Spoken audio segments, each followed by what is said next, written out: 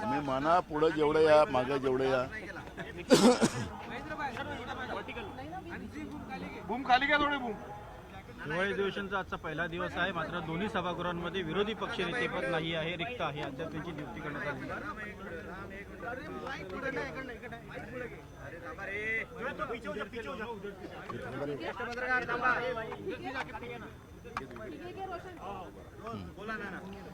विरोधी पक्षनेते रिक्त आहे दोन्ही सभागृहांमध्ये.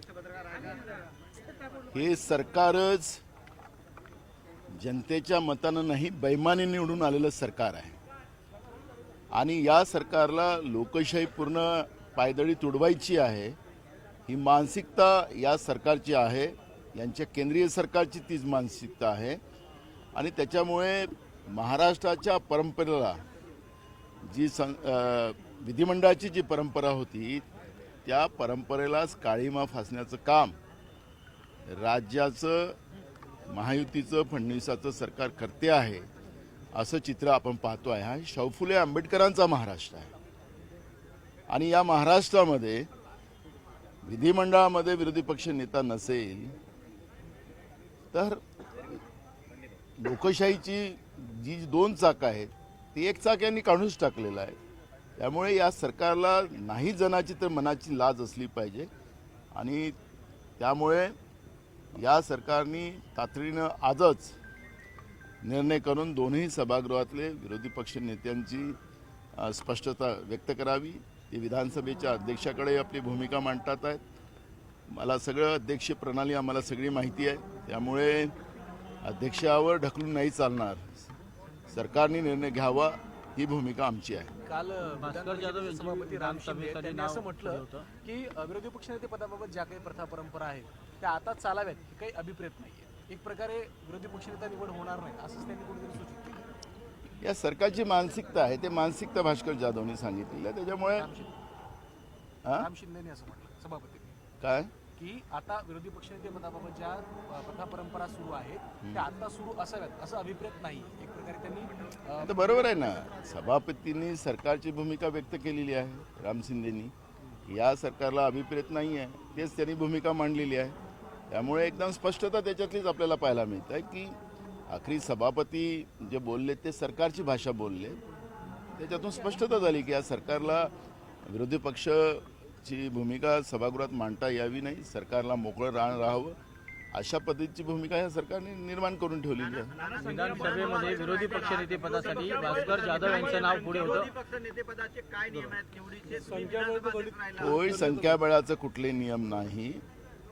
मी तुम्हाला सांगतो की महाराष्ट्राच्याच परंपरा, मी देशातल्या नाही, जिथं 2 आमदार विरोधी पक्षाचे होते त्यालाही विरोधी पक्ष नेतापद काँग्रेसने त्या काळात दिलेलं आहे. याचा रेकॉर्ड तपासा, यांना रेकॉर्ड तर विधिमंडळातलं काही लपलं जात नाही. त्यामुळे कुठलीही परंपरा नसतं. 2ला आम्ही देऊ शकलो, आता एवढी मोठी संख्या आमची, तर त्याला काय नाही द्यायचं. पण मी सुरुवातीला सांगितलं की हे बैमानी निवडून आलेले आहेत, हे मॅनिक्युलेशननं निवडून आले आहेत, निवडणूक आयोगाच्या कृपेने निवडून आलेले आहेत, जनतेच्या कृपेने नाही. आणि हे माझ्यावर जेव्हा वारंवार सांगतात की 200 मतांनी निवडून आला, अरे दम असेल ना, महाराष्ट्रात सगळ्यात जास्त मतांनी निवडून दाखवतो, पण बायलेटवर निवडणुका घ्या. नसेल ज्या दिवशी नाही मिळालं महाराष्ट्रात सगळ्यात जास्त मतं, राजकारणातून संन्यास गेला नाना पटोले हे यांनी ज्या पद्धतीनं निवडणूक आयोगाच्या माध्यमातून हे जे निवडून आले त्या आधारावर हे करतात. म्हणून जनतेची भीतीच यांच्या मनात नाही, संसदीय पद्धतीची भीती यांच्या मनात नाही, संविधानाची भीती यांच्या मनात नाही आणि म्हणून हे या पद्धतीनं वागतात आहेत आणि हे महाराष्ट्राच्या लोकशाही परंपरेला कलंकित करण्याचं पाप महायुतीचं सरकार करते आहे.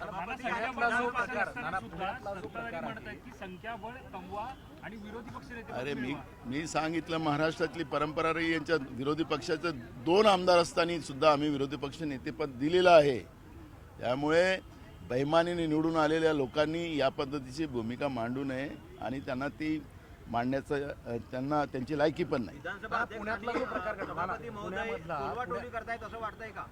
पुण्यामधला जो जमीन गैरव्यवहार प्रकरण घडला 1800 कोटींचा अमेडिया प्रकरणामध्ये, त्यामध्ये पार्थ अजित पवार हे नाव आहे. त्यामुळे कुठेतरी या प्रकरणाला चालढकल करण्याचा प्रयत्न केला जातो. बघा, मी तुम्हाला सांगतो, महाराष्ट्रामध्ये मुख्यमंत्र्यांना पूर्ण गुजरात स्टाईलमध्ये किंवा PMO स्टाईलमध्ये हे सरकार चालवायचं आहे. त्यांच्या सोबत्यांना केव्हा कुलगटी करायची केव्हा नाही करायची त्यांच्या हातात त्यांनी सगळी चाबूक ठेवलेली आहे. या अमेडिया प्रकरणामध्ये अजित पवाराचाही आवाज बंद करण्यात आला. एकनाथ शिंदेचाही आवाज श्रीकांत शिंदेचा एक मुद्दा काढून कचऱ्यावाला तो काढून त्यांनाही शांत करण्याचं काम झालं. त्यांच्या फायली तयार करून ठेवलेल्या आहेत आणि या फायलीच्या आधारावर हा सगळा खेळ या सरकारचा चाललेला आहे आणि हे महाराष्ट्र कसं विकता येते त्याच्यावर यांचा प्लॅन सुरू आहे. ज्या समितीची घोषणा या संदर्भात चौकशीसाठी करण्यात आली होती त्याला देखील मुदतवाढ मिळाली, परंतु दिग्विजय पाटील किंवा पार्थ पवार या दोघांपैकी कुणाचीही अजून चौकशी झालेली नाही. होणार पण नाही. आम्ही त्या दिवशी सांगितलं की तुकाराम मुंडेच्या अध्यक्षतेखाली कमिटी करा म्हणजे तुम्हाला सगळं उघडकीस येईल. दूध का दूध पाणी का पाणी, पण ते करणार नाही. तुम्ही हा मुद्दा सभागृहात उपस्थित करणार ना, आता येणार सगळे विषय येणार. पण म्हणून तर पण हे सरकार इथं आलं आणि कसं पळून जाता येईल त्याचं प्लॅनिंग केलेलं आहे. फक्त 1 आठवड्याचं अधिवेशन ठेवलेलं आहे. हेच विरोधी पक्षात होते तर 2 महिन्याचं अधिवेशन व्हावं अशा पद्धतीच्या घोषणा करत होते. आता योगायोगानं नागपूरचेच मुख्यमंत्री आहेत. मग यांना इतक्या लवकर पळ काढायची गरज काय? आणि म्हणून हे सगळे मुद्दे निघू नये. यांचं सगळं जे यांनी भ्रष्टाचार केलेले आहेत ते उघडकीस येऊ नये.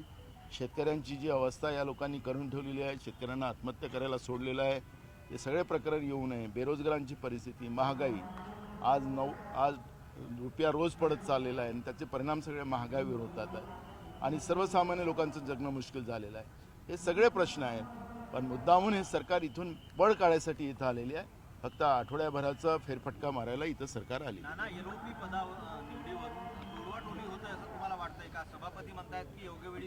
अरे मी काय म्हटलं, सरकारने भूमिका स्पष्ट करावी. त्याच्यात सभापती जे बोलले ते सरकारची भूमिका मांडली. थँक्यू.